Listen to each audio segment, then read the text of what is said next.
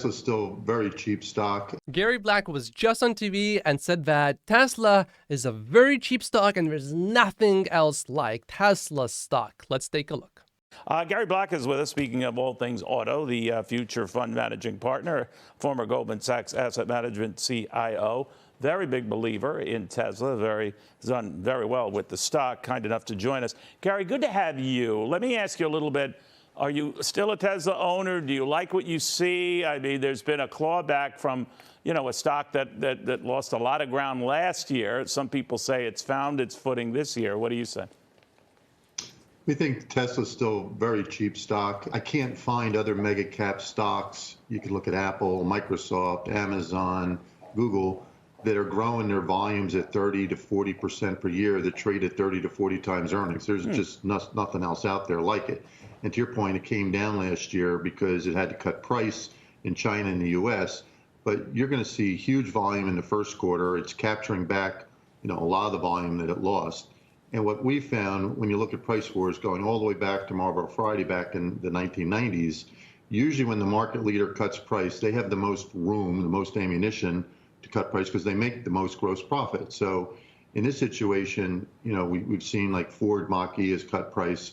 Tesla is going to be the winner in this price war, as most market leaders when they cut price are. So we're not that worried about a lot of the competition coming.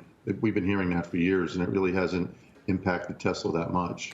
After the initial excitement, the inventory level has sort of stabilized, although it is looking to actually be coming down slowly but steadily.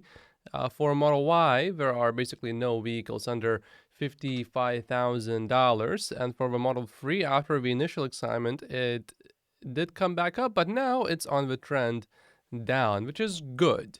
And here's the example that Gary was talking about with Philip Morris, where they cut the prices by 20%, and Gary had a sell rating on that stock before the price cut. But after the price cut, Gary changed his rating to buy because he knew Philip Morris would regain its market share, which is exactly what happened.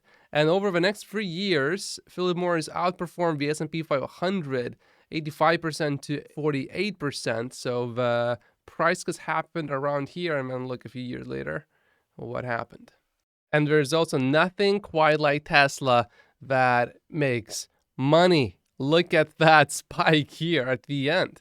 I noticed that Tesla's often grouped, Gary, with tech stocks and not with auto stocks. And as auto stocks would go, it's very expensive. As tech stocks go, not so much. Is that how you look at Tesla, as a tech stock?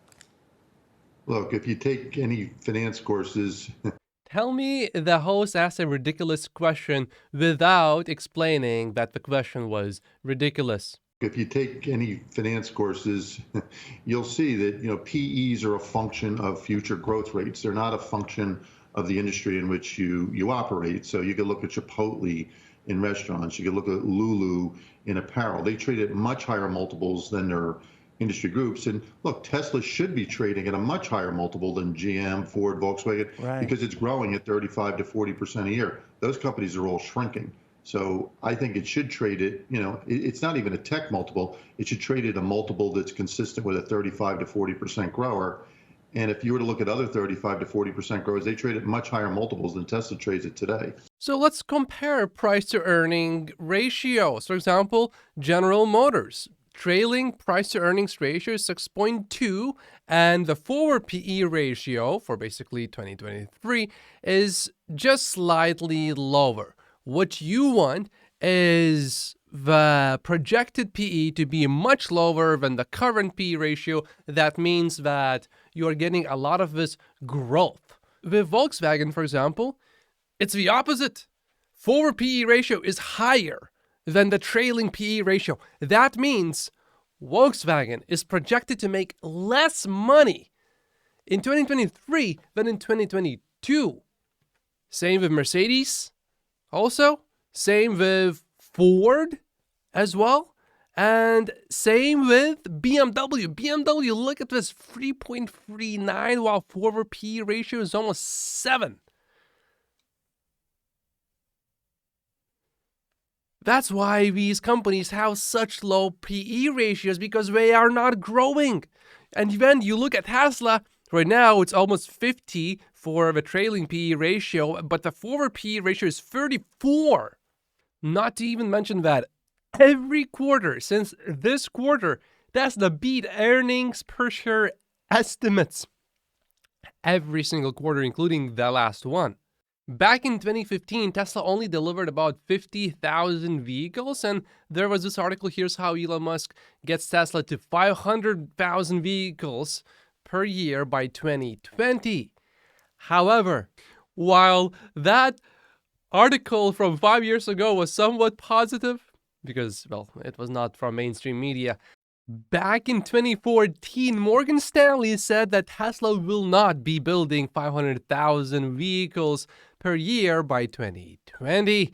Well, how many of them? 300,000. Actually, if you read, it says less than 300,000. And they are saying that even just 100,000 vehicles would be extremely difficult and perhaps not really realistic. And yet Tesla somehow delivered almost exactly 500,000 vehicles that year. They have a track record of not getting it right with Tesla. It's a valid point. You hear from the bears, of course, that the stock has had a huge run-up, even allowing for last year's tumult, and that has not been sort of sorted out. There's a ways to go. You just don't buy that. Is it built on the fact that China's open for business again, that they are by far, Tesla by far, the biggest EV seller, and all this competition, the fact that they're cutting prices shows that they're trying to keep up with Tesla. But how do you justify your passion for this? So if you look at where EV adoption is today globally, it's about 10%. In the US, it's about 6%, meaning 6 out of every 100 cars in the US sold are EVs today. That number will go to 100% at some point. EVs are just a better product. People hate putting gas in the car. It's so much cheaper to operate an EV car than it is a gas-powered car. And so as the prices come down, you will see EV adoption in the US, and you're already seeing it in China and Europe, head toward 60, 70%. So if you just do the math, today we're at 10% EV adoption. We're assuming we'll be at about 60 by 2030. You look at 60 divided by 10, you figure out what is the growth rate implied. That's about a 35% tailwind that Tesla has. So when the bears say, well, it should trade at a multiple consistent with other automakers, they're looking at overall autos. But if you just look at EVs, EVs are growing. I mean, when I look at Tesla's growth, it really makes me feel uncomfortable. Check for yourself. Tesla's revenue in the United States of America increased by 69% year over year in 2022. That's what I mean. It makes me uncomfortable. Elon, why? 69% year over year. I'm not really sure if that's really a coincidence. And then in Norway, EV sales rose from just 2.9% a decade ago to 65% in 2021. In 2022, Norway took another massive leap, achieving almost 80%. So Gary's 60% may turn out a little bit conservative here, actually, if we just look at what already happened. So even if we don't reason from first principles, which is usually what you want to do with a new technology, but this technology now is not that new anymore, where we cannot somewhat reasonably argue based on analogy, because Norway already did it. Norway is at 80% already. See any of the problems? A lot of people say, yeah, but great for taking a small trip, but you have to factor in charging time and all that. If you can find charging stations and all the confusion over that, you don't think that's going to be impactful here? You haven't seen it in Norway, Netherlands, China. EV adoption is 25% already. And so, the thing about Tesla, and back to like Mach-E, which just cut price, Tesla has a range of 300 to 350 miles per charge. For most people, that's enough. You can charge it once a day if you have a charger in your garage, which costs you about $1,000 to install and to buy. Or you can go to Tesla has over 40,000 charging stations around the world.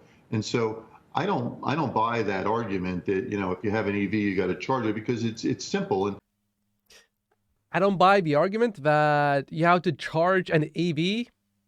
The whole point is that you charge the EV And that is easier than filling your gasoline vehicle with gas. I think that's what Gary was trying to say. So I think he just generally misspoke, which happens to all of us. But yeah, the host does have quite a point. I don't really like going on very long road trips with an electric vehicle yet. If it's a few times per year, no problem. It's actually quite a fun experience. If you are going for pleasure, it actually makes the whole trip more enjoyable because you stop at places that otherwise you would not have stopped. And the chargers are in places that are usually somewhat interesting, and there are things to do around these places. So it's actually more interesting. But if you are driving for business and you just want to get to that place as fast as possible, charging, right now it's a little bit slow, but the charging speeds will get better and the ranges will get longer. So it will not be a problem anymore later. But for now, it's still a little bit of a problem. But then think about it. Then the batteries become cheaper by something like 70%. Then you can put a much bigger battery in the car. And then if you can get an EV that's 600 miles instead of 300 miles, then it will be no problem to, the stops will not be that common anymore. So even if we don't really advance the charging speed in terms of percentages, I think it will be fine. Tesla's website right now says recharge up to 322 kilometers in 15 minutes. That's 200 miles. Of course, each model will charge a little bit differently, but this Model 3 long range charged 204 miles roughly in about 18 minutes. Pretty good, but definitely not ideal yet. In 10 years, I think this technology will be pretty good. Most people, when you look at people who buy EVs, they don't go back. They stay with EVs. So it must not be that inconvenient to be charging the car, but it's no different than charging up your phone every night. Yeah, but if you're going on a long trip and you have to build that into it, it can add on. They're beautiful vehicles. You're quite right. I just wonder, they got to speed that process up, right? But if you have 40,000 charging stations, including 20,000 in the U.S., that's a ton of charges, and you're going to continue to have more and more of those. So that to me is not the issue. The issue is getting the price down to a point where they're comparable to what an ICE car or gas-powered car is, and then you're going to see the EV adoption go through the roof, as it has around the world. When you look at Norway, I think it's 70% today of all cars sold in Norway are now EVs. In China, it's 25. Europe mainstream is about 15, 16%. So the EV adoption is going through the roof around the world. That's what's causing Tesla earnings to soar, because EV adoption keeps going up. Well, if Norway's into it, we should be into it. I have one acquaintance who lives in an apartment and bought a Tesla Model 3, and turns out there's no way to set up charging where she parks. So she would go to the supercharger once a week or so, and eventually she got rid of a car. Too much work. So if you can charge at home, it's perfect already. It's great. Unless you go on a road trip every single day and you wouldn't need to stop at a supercharger. If you don't need to do that, then it's already really good. And the technology will get better quickly, I believe. This is the buying opportunity of Tesla stock explained by Elon Musk. My name is Matt Post. Like and subscribe if you haven't yet, and I will see you in the next video. My fever, hopefully tomorrow I feel better. Today, it's not very good yet. I'll see you tomorrow. Thank you so much for watching.